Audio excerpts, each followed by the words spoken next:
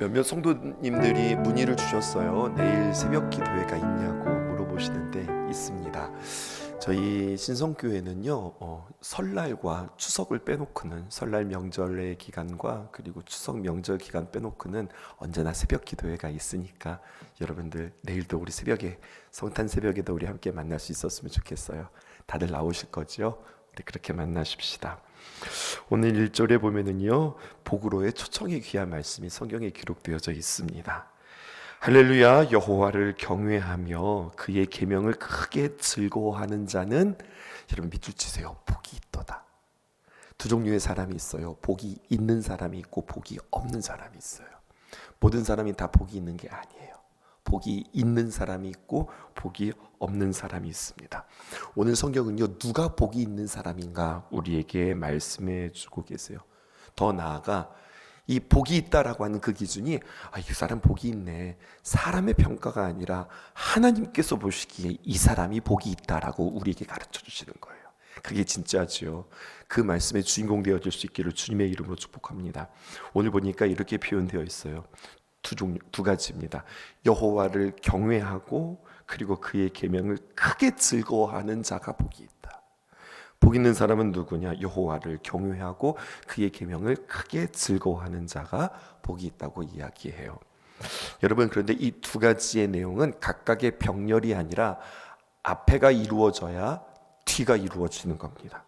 다시 말하여서 여호와를 경외하는 사람이 하나님의 귀한 말씀을 크게 즐거워하는 거예요. 다시 말해서 하나님을 사랑하지 않고 하나님을 경외하지 않으면 그의 인생의 말씀에 비중을 두고 살아가지 않는 겁니다. 시편을 시작하면서 시편 1편 1절에서 2절에도 이렇게 기록되어져 있죠. 복 있는 사람은 누구냐? 악인들의 꾀를 따르지 아니하며 죄인들의 길에 서지 아니하며 오만한 자들의 자리에 앉지 아니하고, 말씀 준비되어 있을 텐데요. 2절, 오직 여호와의 율법을 즐거워하여 그의 율법을 주야로 묵상하는 자로다. 네, 성경은 변함없이 복 있는 사람은 말씀의 사람이라고 우리에게 이야기해 주고 있습니다. 근데 여러분, 오늘 성경에 보니까 여호와를 경외하며 그의 계명을 즐거워한다. 어떻게 하는 것이 하나님의 계명을 즐거워하는가? 이것을 여러분들에게 조금 더 쉽게 설명해 드리고 싶었어요. 무엇이냐면, 하나님의 말씀이 내 안에서 감동이 있는 사람이에요. 하나님의 말씀이 내 안에 감동이 있다. 제가 아는 사진 작가가 있습니다. 대천에서 이렇게 활동하셨던 작가고요. 그분의 사진은요, 이렇게 막 터널 앞에도 찍혀 있고 관공서에도, 아니면 그 보령시내, 대천시내 그 홈페이지에도 그분의 사진들이 올라갔는데, 그래서 제가 그분의 삶을 좀 알아요.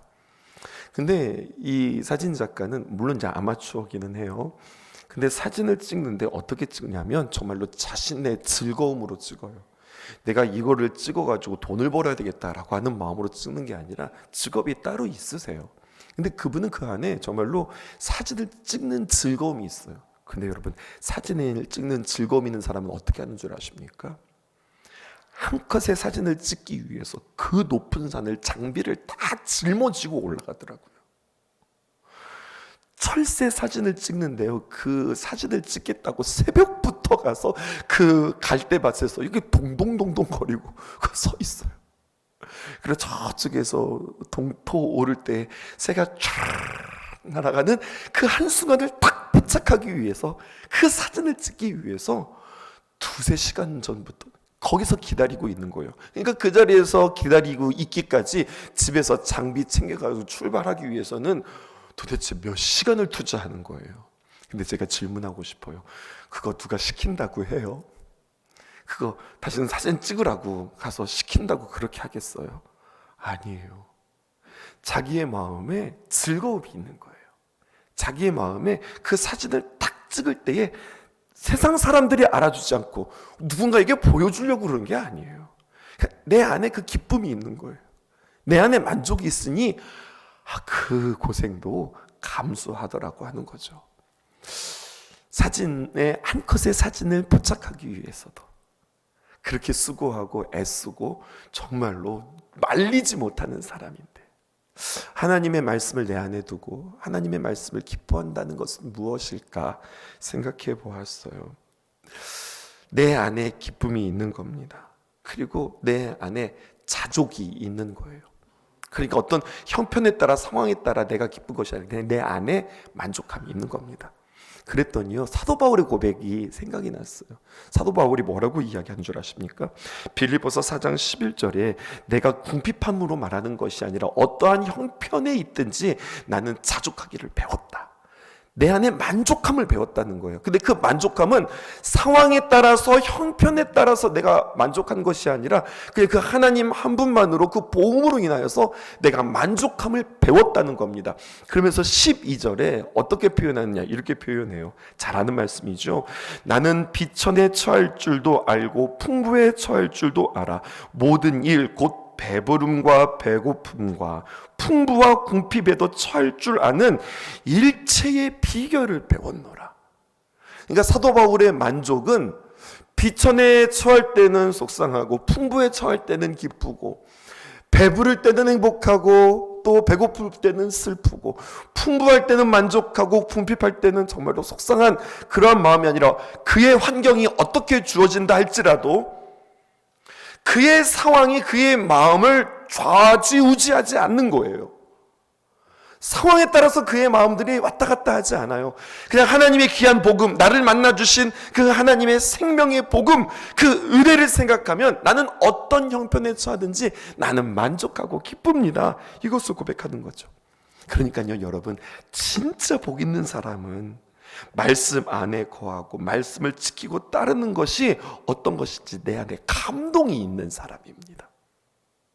말씀을 가까이 해야 복을 받는다라고 하니까 그래, 복을 받기 위해서 내가 말씀을 가까이 해야지. 내가 말씀 읽고 묵상하고 암송하고 그리고 내가 필사도 하고 성경 통독도 하고 내가 복 받기 위해서 그렇게 해야지. 아니에요. 그런 게 아니에요. 복 받기 위해서 말씀을 가까이 하는 것이 아니라 억지로 말씀을 가까이 하면서 그렇게 내가 복을 내가 뽑아내는 것이 아니라 그냥 그 이미 내 안에 그냥 그 말씀으로 기뻐하고 만족하고 그 감동이 그에게 있는 거죠. 그러니까 기도 제목이 생기는 거예요. 어떤 기도 제목이냐? 여러분, 말씀을 가까이 하는 기쁨이 내 안에 있게 하소서. 하나님, 내가 말씀으로 인하여서 내가 참 만족하는 사람 될 수 있게 하옵소서. 기도할 수 있는 저와 여러분들 되었으면 참 좋겠습니다. 그럼 여러분, 이 하나님의 말씀이 우리 마음속에 감동이 되기 위해서 어떻게 해야 할까요? 이게 처음부터 되는 것은 아니거든요. 하나님의 말씀이 내 안에 감동되어지기 위해서는요, 일단은 처음에는 좀 의지적으로 물리적으로 하나님의 귀한 말씀을 내 안에 가까이 하는 삶들을 살아가셔야 해요. 하나님의 말씀 가까이 하고 설교를 즐겨 듣고 그리고 말씀을 묵상하는 그러한 삶이 우리에게 있어야 됩니다. 유대인의 교육법이 바로 그런 거였어요. 먼저 그들에게 자녀들에게 어떻게 했느냐, 쉐마, 하나님의 귀한 말씀을 가까이 하게 되는데 심지어 이렇게 가까이 하라고 했어요.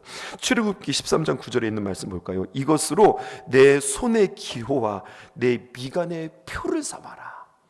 그래서 오늘날도 이스라엘에 가면 경건한 유대인들은 어떻게 하느냐, 정말로 이 앞에 미간에요, 요만한 상자를 이렇게 붙이고 다녀요. 그러니까 쪽두리가 마치 이렇게 밑에 내려온 것 같아요. 새까만색에 이 미간에다가 정말로 이 말씀을 여기다가 이 상자를 열면 거기 안에 말씀이 들어있어요. 진짜 머리띠 하듯이 이렇게 진짜 붙이고 다녀요. 같이 가서 봤으면 좋겠네요. 그리고 이 손에 말이에요, 손에 팔찌처럼 이렇게 막 뱀이 올라간 것처럼 이렇게 팔에 이렇게 말씀이 이렇게 둘둘둘 이렇게 말려져 있어요. 그 말씀을 늘 그렇게 붙이고 사는 거예요. 정말로 출애굽기 13장 9절에 있는 말씀을 정말 그의 이 말씀을 문자적으로 그렇게 붙이고 그렇게 살아가요. 무엇일까요? 우리가 그렇게 살아가는 것은 아니지만 그렇게 정말로 하나님의 귀한 말씀을 가까이 하고, 여러분 말씀드렸죠, 성인식에는 하나님의 말씀을 암송한다고요.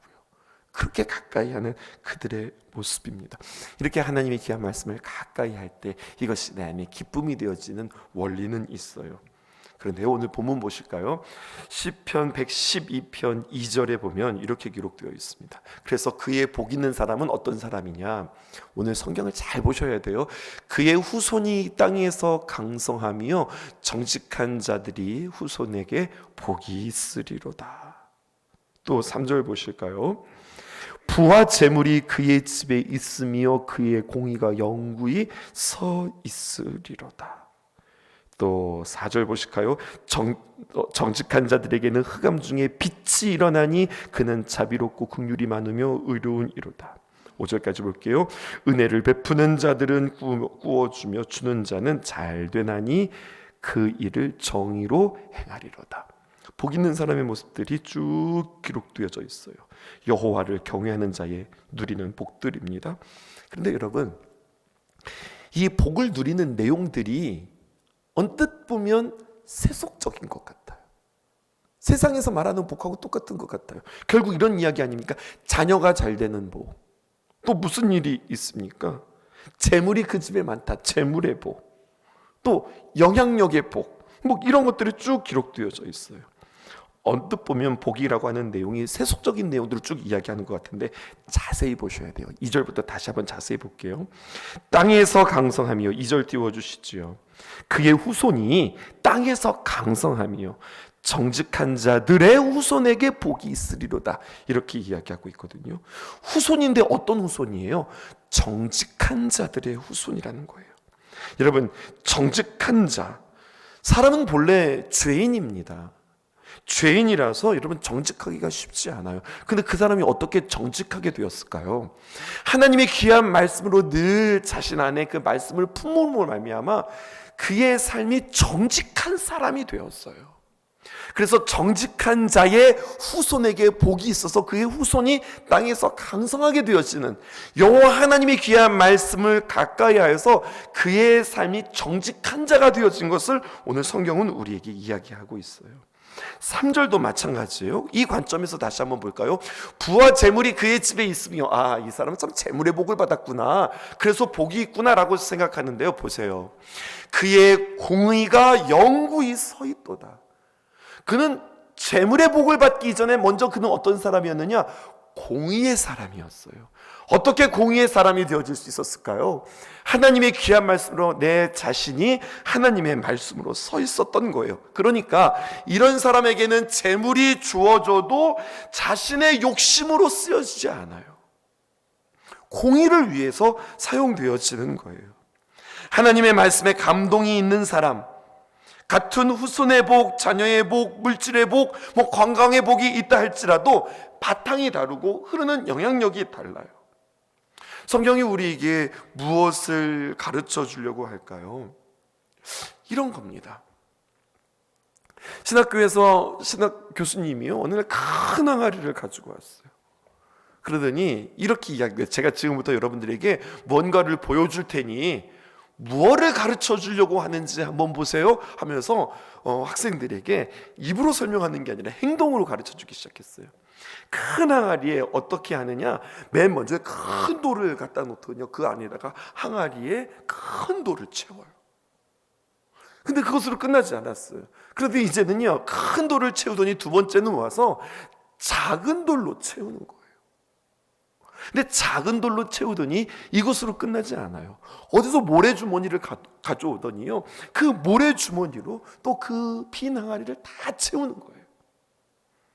끝났나 싶었어요. 근데 그러지 않았어요. 이번에는요, 물동이를 가져오더니 그 물동이에 마지막까지 채우는 거예요. 학생 여러분, 제가 뭐를 가르쳐 주려고 그럴까요? 교수님이 질문했다고요. 여러분, 무엇을 가르쳐 주시려고 그랬을까요? 무엇이라고 생각하세요? 이겁니다. 우선순위예요. 무엇으로 먼저 채우냐라는 거예요. 제일 먼저 물로 채웠다면, 제일 먼저 그 항아리에 모래로 가득 채웠다면 큰 돌이나 작은 돌을 거기에 담지 못했을 거예요. 여러분, 중요한 것은 무엇이냐면요, 우선순위가 있는 거예요. 내가 무엇을 제일 먼저 크게 담느냐, 그게 지혜예요. 나의 삶 속에서 내가 무엇을 하느냐. 우리가 신앙생활하면서 하나님의 귀한 말씀들을 가까이 한다고 그랬잖아요. 뭐 가까이만 하면은 복이냐? 아니요. 두 번째 단계가 있어요. 어떻게든지 뭐 미간에 붙이고 손에 뚫뚫뚫 말듯이 우리가 그렇게 살아갈 수는 없지만, 하나님의 귀한 말씀을 가까이 하고 가까이 하고 가까이 하면서 그 다음 두 번째 단계로 넘어가셔야 되는데, 그 하나님의 귀한 말씀을 통하여서 여러분 나의 가치관을 세우는 거예요. 하나님께서 바라보시는 세계관을 내 안에 장착하는 거예요. 당신은 어떤 생각을 하고 살아가는 사람이에요? 그 사람이 그 사람을 결정하는 겁니다. 당신은 당신의 삶 가운데서 가장 무엇을 우선순위로 해요? 내 안에 무엇을 가치 있게 두냐, 그것이 그 사람에게 우선순위가 되어지는 거예요. 그래서 여러분, 당신의 목회 철학이 무엇입니까? 묻잖아요. 청빙받을 때에, 아니면 어디서 소개받을 때에 당신은 어떤 목회 철학을 가지고 무엇을 중요시 여기면서 목회하시겠습니까? 라고 할 때 내 안에 하나님이 귀한 말씀을 근거로 이것이 가장 귀한 것입니다 라고 자신 있게 이야기할 수 있는 사람, 내 안에 하나님의 귀한 관점과 하나님의 귀한 말씀으로 단단하게 딱 채워져 있는 사람, 그 사람이 하나님 앞에 쓰임받을 수 있는 거라고요.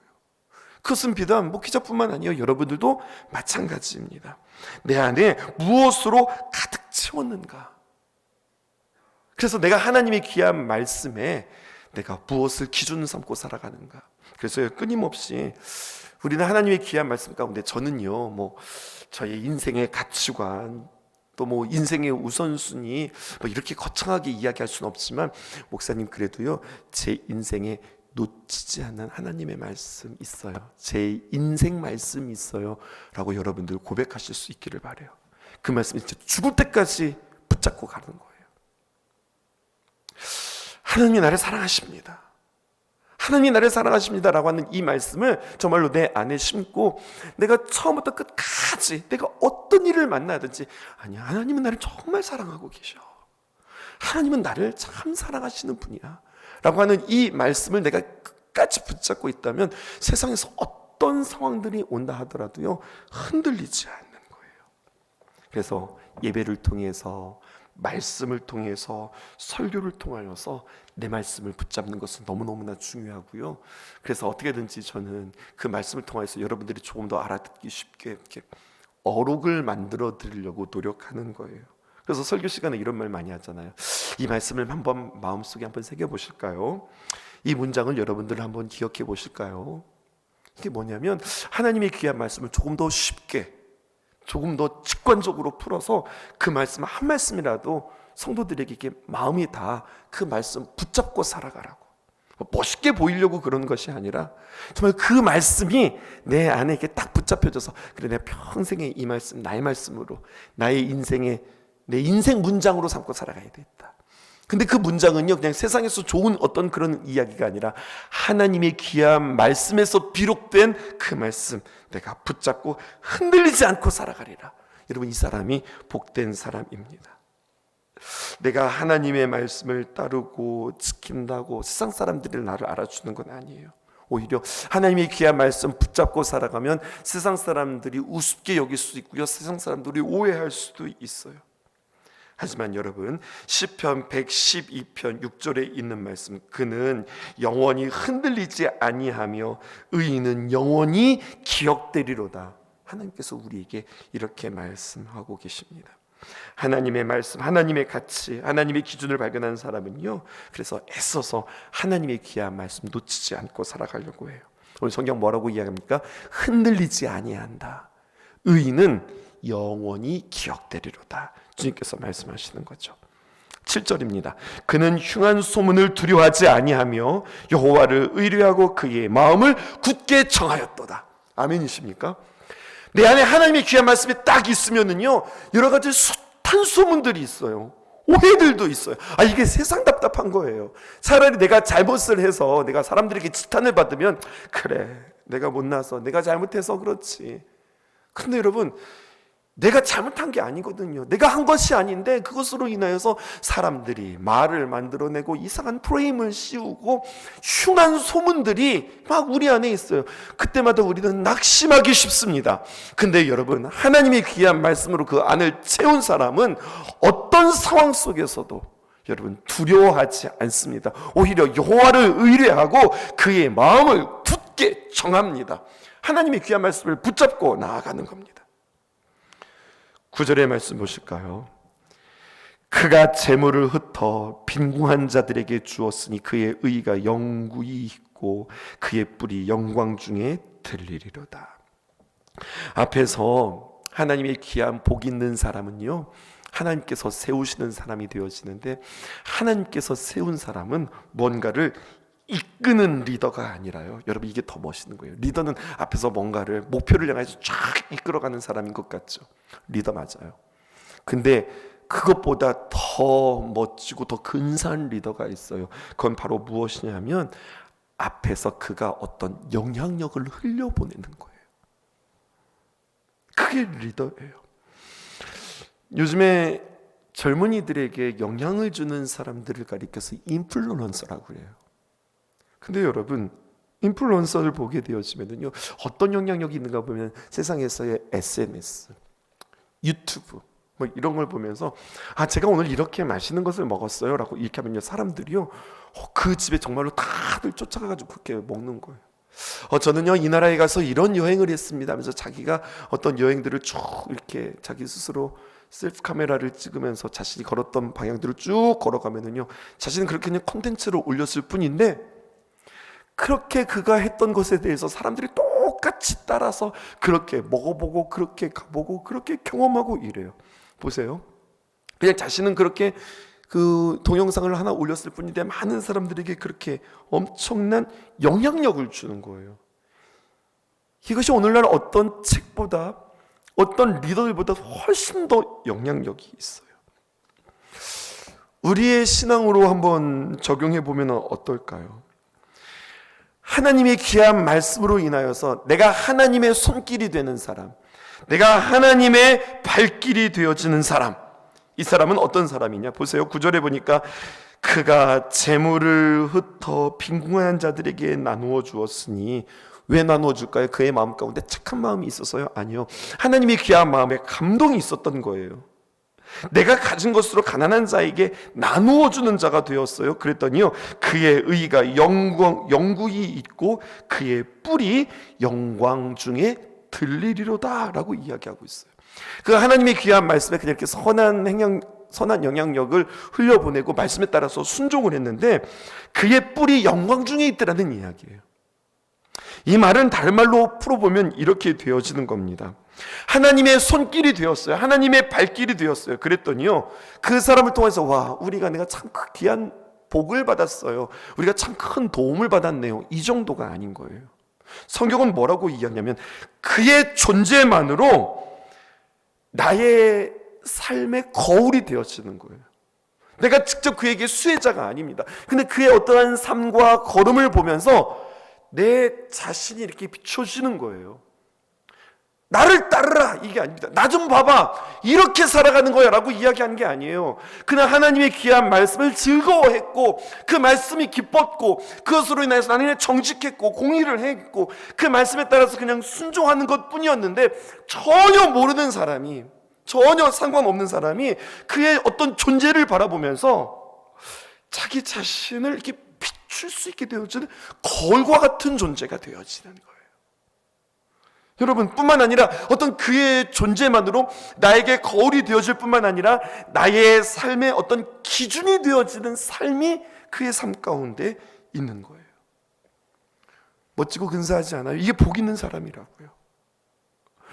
그냥 나는 하나님의 귀한 말씀에 만족하고 그 말씀에 매여서 살았는데 나도 모르는 사이에 그 누군가가 나의 존재로 인해서 자신의 인생의 거울로 삼고 자신의 삶에 정말로 힘들고 어려운 일이 있을 때마다 맞아, 그 장로님, 맞아, 우리 그 권사님, 맞아, 그 집사님, 맞아, 그렇게 살았었어. 자꾸 생각이 나서 그렇게 우리의 삶 가운데 결정하는 거예요. 그분이 이 땅에서 돌아가셨다 할지라도 그분이 이 땅에 계시지 않는다 할지라도 계속해서 그의 삶들이 문득문득 떠올라서, 맞아, 참 그렇게 기도하셨었지, 그런 모습으로 주님 앞에 나가셨었지, 이게 나의 삶에 나를 깨우는 그러한 삶이 되어진다고요. 하나님의 말씀 안에 있어서 그래서 외롭지 않고 우울하지 않고 하나님의 말씀으로 정말로 감사하는데요, 신나는 표현은요 이렇게 기록되어져 있습니다. 10절입니다. 악인이 이 복 있는 사람을 보고 한탄하여 이를 갈면서 소멸되리니 악인의 욕망은 사라지리로다. 복 있는 사람은요 그냥 자신의 귀한 복을 다른 사람들에게 선하게 흘려보낼 뿐만 아니라, 악한 자는요 그 의인을 보고 한탄하며 이를 갈다가 악인은 어떻게 되어집니까? 소멸되어진다는 거예요. 그리고 악인의 욕망은 사라지고 오히려 그에게 거룩한 의의 마음들로 가득 차게 되어지는 영적인 역사까지도 일어난다고 오늘 성경은 우리에게 말씀해 주고 있습니다. 너무 멋지죠? 너무 근사하죠? 그리고 이 삶에 아주 본이 되신 분이 계셨으니 바로 예수님이십니다. 예수님이 정말로 말씀에 잇대어 사셨고 말씀으로 살아가셨고 하나님의 말씀에 앞서지도 않으셨고 뒤서지도 않으셨고 이 땅에 오신 예수 그리스도, 그분은 삶으로 우리에게 귀한 주님의 말씀을 보여주셨던 분이셨어요. 들려주시기보다 오히려 보여주시는 일들에 더 탁월한 분이셨어요. 그 예수님을 묵상하며 우리는 성탄을 기다리는 저와 여러분들 되기를 주님의 이름으로 축복합니다. 기도하겠습니다.